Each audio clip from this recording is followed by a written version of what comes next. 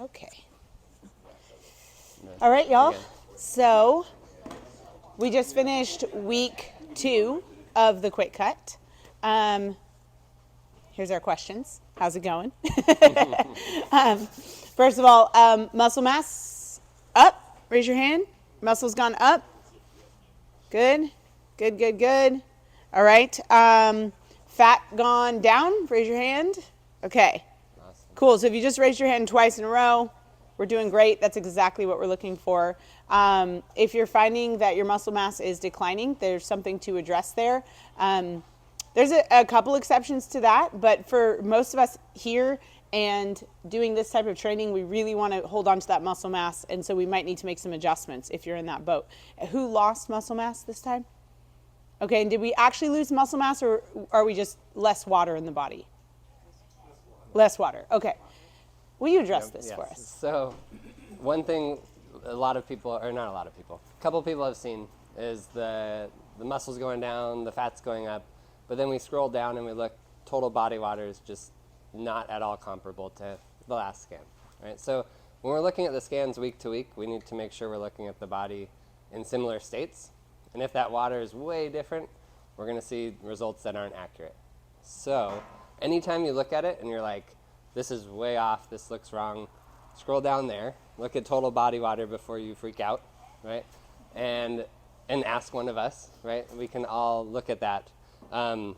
Did a little bit of looking into it. If you didn't eat any food in a week and you stayed in bed all week, didn't move, you would only lose like up to 2 pounds of muscle, right? None of us are doing that, I hope. Hope we're all eating and exercising at this point. So if you see that like it changed 3 pounds, it's likely not accurate, right? Take a look at those other factors, the other pieces of that puzzle, and make sure we're actually looking at real results, okay? So it's not that it's not accurate. Right. It's measuring a difference in water. Yes. So you still have the tissue there, but it's dehydrated. It's like you have beef jerky all over your bones instead of juicy steaks. You still have all the tissue, but there's not the same amount of water in the tissue, and so it's going to weigh less. It's not a lack of accuracy. Right. Yeah. It's just that it's the wrong target. Right? You go, "Oh, my muscle's gone." No. You're walking around with beef jerky hanging on your bones. Okay? Can you guys all pull your phones out? I want them to actually do it. Yeah. Pull your phones out. Go to your history. I want you to actually do this. This is probably the first thing you should do anytime you're looking at your scans. So go to history. Everyone's at history. Raise your hand if you're at history. We'll wait till everybody's at history before we give any further instructions. Yeah? You at history, Keith? You betcha. Okay. Everyone's at history now? Pull open your phone, Jack. Open that phone, Sonia. Open your phones. Good. Okay, so if you're at history, now scroll down almost to the bottom. I think it might be the second to last. Third? Graph? Third to last? Something like that. And there's something that says total body water. Raise your hand when you find it. Total body water. Great. That is in liters. How many pounds is 1 liter of water? 2.2 pounds. So if you are down 1 liter of water, it is 2.2 pounds less water in your body, which is significant. Just 1 liter change. Does that make sense? Okay. The other thing is, depending on what time of day you scan, you will see dramatic changes in your total body water. When you scan in the morning, you will register one way, and when you scan in the evening, you will register another. So if you're comparing a morning scan to an evening scan, you're going to see a big change, and it's very difficult to compare those scans. You need to be scanning at the same time every week, and ideally the same exact day of the week. If you scan on a Monday after your weekend, and compare that to a Friday where you've been on point for 5 days in a row, you're probably going to see a major fluctuation because you've had your wild weekend and then you're coming in and seeing what happened. And most of it will be a water change because our body doesn't change that fast.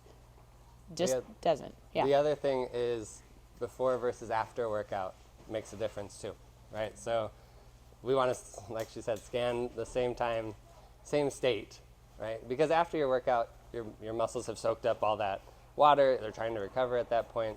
They've just worked hard, so their muscles actually look bigger after our workouts. So we want to compare before. And there's variation, Yeah. right? Like if we did a heavy squat day and you get a scan, your muscles are going to read way higher in water because that's the body's response to that sort of activity. But let's say you just did a little bike and, I don't know, ring row day or something. Maybe not the bike's not the right answer, but like let's say we did ring rows and push-ups, right? Your body is not going to have that same capacity with that workout to hold water in the muscle tissue. So if you have a habit of scanning after the workouts because you like the way it looks a little bit better than otherwise, you're fooling yourself and you're creating this variation with each workout that you do that makes it very hard to see the true differences between scan to scan. So before the workout, ideally in the morning, but if not in the morning, the same time every day is going to make your scans a better and more useful tool. Does that make sense? Yeah. Okay, good. Yeah. How many workouts did we get this week? Raise your hand if you got 3, 4, 5, ooh, 6. Okay, fantastic. Is that more than your usual? Did this program get you doing more than usual? Yes. Good, okay. Are you going to keep doing it? When's the program done so we can do less? 2029. 4 more years. Okay, how about sleep? We've been harping on sleep. How many of you got more sleep this week because you put some work into it? Okay. All right, good.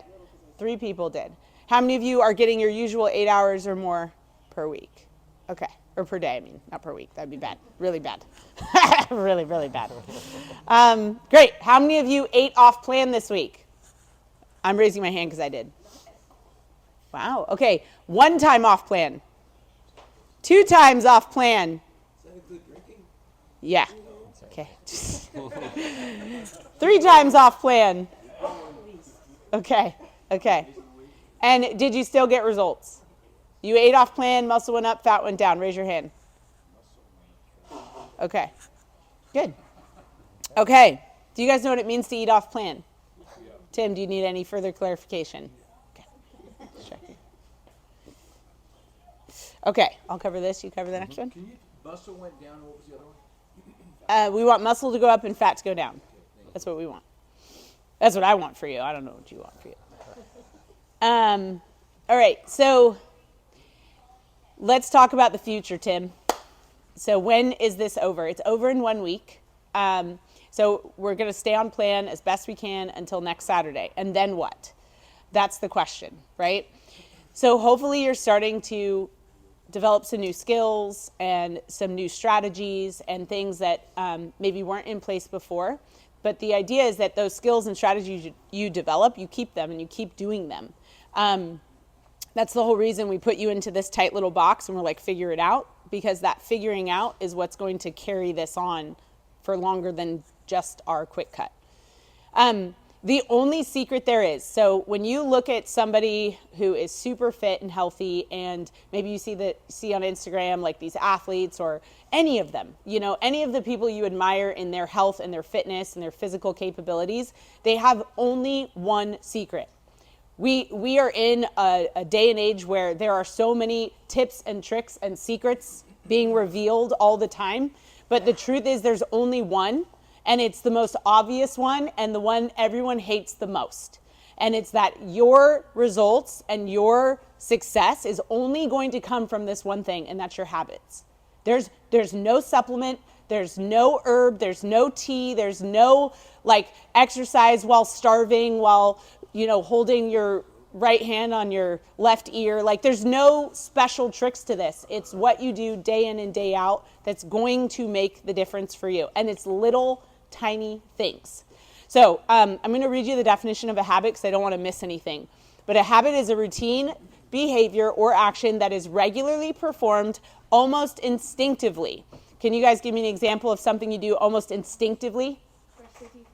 Thank goodness, Nicole. I'm so glad you do. Yeah, you guys don't wake up and go, should I brush my teeth this morning? I could get 5 more minutes of sleep if I don't, right? Like, you just get up and brush your teeth. It's often without conscious thought. What's another habit you have that you don't even think about?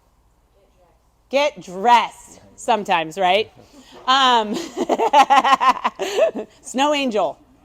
Yes. So you get up in the morning, you're planning to leave the house, you put clothes on, right? You don't think about putting clothes on, you just do it, right? Habits are deeply ingrained patterns that are acquired through repetition and become automatic over time. Do you remember a time when getting dressed and brushing your teeth was not a habit? Okay, your mom does. Yeah, your mom remembers a time. You ever seen kids get up in the morning? Brushing their teeth and getting dressed is not a habit.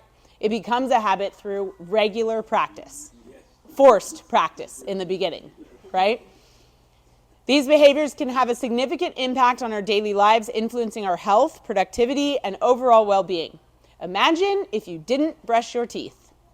You wouldn't have any friends. You wouldn't have any teeth, right? You mean every day? Like, maybe you did it like once a week or something. You still would probably have a hard time with friendships, at least close ones. And that can have a crazy ripple effect. I try to tell my kids all the time, like, no one's going to want to hang out with you if you smell bad, right? Like, and they go, okay, well, whatever. But eventually, over time, people avoiding them and being near them, it's going to have an effect. And it's just because they're not brushing their teeth and putting on deodorant, right? You guys know that adding an hour of exercise a day has a crazy impact on your life, right? Especially you guys who do it in the mornings. You have a better mood. You're a nicer husband, a nicer wife, a nicer parent. You are a better employee. You keep a cleaner house. You just have this momentum in your day that gets you doing projects and doing things you otherwise wouldn't have, right? It has this tremendous ripple effect. One little habit of coming to the gym every single morning. Does that make sense? Yes, it does. Okay. Cool. So, how do we make something that we're doing into a habit, right? And how do we make that part of our lives? First, and this is kind of an overview of it, but first, we have an intention, right? So, let's see, for example, you have that intention, we'll take the gym here. Intention to get fit, right? To be able to do something in life that we weren't doing. And so we have that inclination in our brain, right? And then we come and we make it an action. You start showing up to the gym, right? And then as you do that intentionally, as we move forward, then becomes a practice. It's something that you are consciously making that decision to go and do. As we move forward, then it becomes consistent. You're like, okay, I go to the gym 5 days a week. It becomes a little bit easier. And once it's hitting that easy, it's just part of who you are, or part of what you do, then it's a habit, right? We can build those habits until they're something that you just do, right? It's who you've become. It's part of your identity. So like for a lot of us here, I go to the gym 5 days a week. That's who I am. That's what I do, right? Simply who you are. So as we're looking at our habits and how those fit into a healthy lifestyle, it does take some intention to start, right? So like for this quick cut, you've all taken that intention, you've taken the action, you're practicing it, right? It'll be our 3rd week coming up. And then we can build it into consistency until it becomes something of just how we eat, who we are. We've decided I eat this way because it's what I do and I'm a healthy person because of it, right? So as we're moving through, the goal is to make it here so that it's just easy, right? We've built up these intentions that become everything that we just do, right? And I'd say for us right now, we're just here. Right. 3 weeks of this is just here. We're just practicing. If you want it to become who you are, and so that the body you build as a result of the quick cut is a permanent body for you, you're going to have to get from here to here. So how you do that, right? I mean, the quick cut's going to come to a close next Saturday. But how you do that is you just keep going, That's it. Just keep going. How many of you are planning already? You're 2 weeks in. You're like, I'm planning to keep going after 3 weeks. Okay, great. Awesome. How many of you are saying, I'm going to keep going, but I'm going to add in A, B, and C? Raise your hands. About 80-20. Right. Well, that's a really good point, Tim. So if you remember in our first meeting, we talked about 80-20. We have folks who are already in 80-20 right now. They're eating off plan and they're still getting results. The purpose of the Quick Cut is to teach you the true level of effort it takes to eat at 80-20. You have to go in it with 100% mindset and let life happen beyond that. So this is the effort it takes to actually be at 80-20 because life does happen. 20% is not planned. It's what happens, right? So if you're already like, on Saturday at noon, I will be going to blah, blah, blah, ice cream house. I don't know. What's the? Leatherby's. Thank you, Tim. I was like, duh. I have my reservation. I've already pre-ordered. Yeah. Right. So that would be a planned 20%, and that would take you outside of 20% because life is still going to happen. Does that make sense? Okay. It's very hard to eat on Planet Leatherby's. Very difficult. You can do it. It's pretty lame though. Yeah. So yeah, I think that was it on that. Yeah. So here's some strategies. So we've got week 3, okay? Week 3 is really important. We're going to stick with eating lots of fruits and vegetables, getting lots of protein, getting our sleep, getting our workouts, following our do's and don'ts. But the next thing after this, after week 3, is to schedule a goal review with your coach, to come up with your strategies for after the Quick Cut is over. So pull up in your phones, go to pacefitsac.com. Keith already gave up. Pacefit what? Pacefitsac. Sac.com. That's our website in case you've never been there. We're getting the most hits right now ever. Yeah.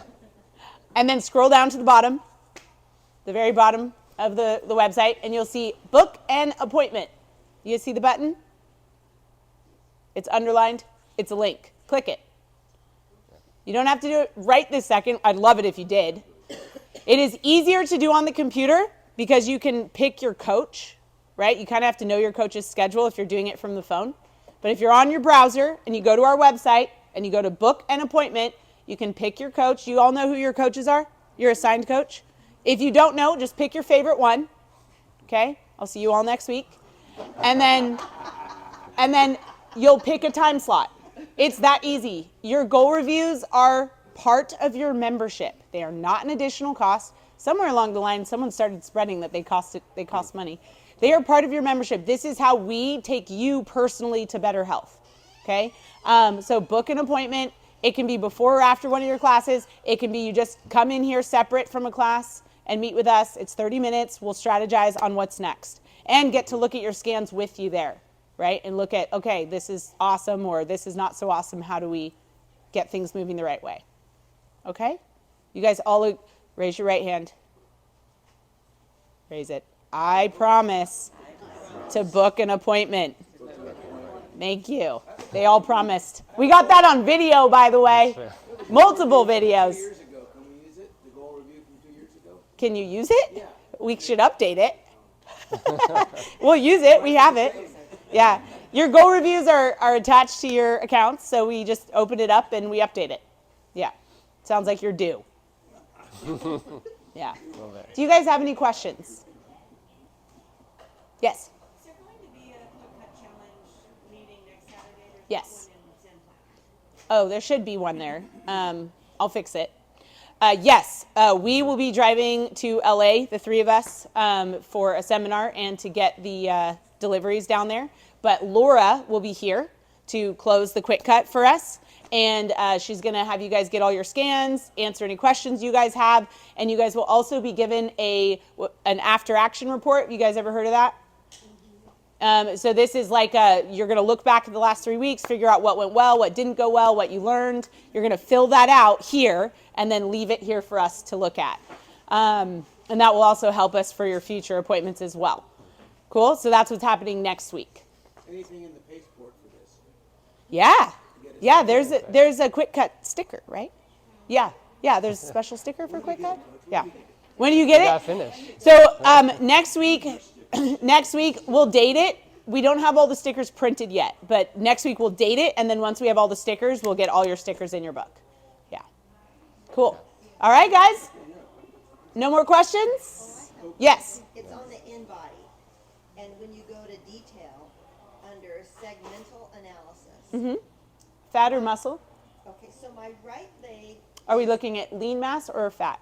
lean mass. Okay. So my right leg is below average, but everything else is average. How can one extremity be? Below average? So sometimes when we have old injuries, that can cause it. The other thing is because we compensate and we avoid using that leg in life. The other thing would be just something you do in life would overdevelop one side. So we see this in athletes who do a very specific motion with their body repetitively that is one-sided, not both-sided. So I don't know, like a baseball pitcher, right? They pitch with the same arm over and over and over and over, so they're going to have an imbalance right to left. So injuries, and then something you do in life. Moms have this all the time because they carry baby on their non-dominant side to leave their dominant hand available.